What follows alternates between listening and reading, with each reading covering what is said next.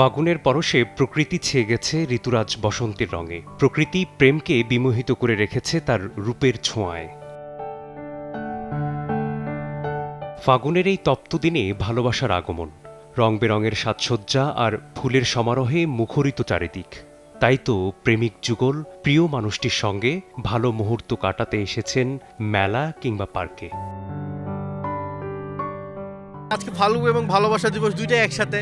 আজকে ৮ নাম্বার ঢাকা ভার্সিটির এইসব দিক রিক্সায় করে ঘুরবো, ধানমন্ডি এরকম এতটুকুই।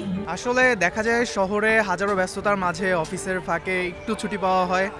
তো ছুটির দিনগুলোতেই আজকেই আপনার একে শুক্রবার, তার উপর বসন্ত পড়ছে, এর সঙ্গে আবার আজকে ভ্যালেন্টাইন ডে, তো এই জন্য আর কি ঘুরতে বের হওয়া।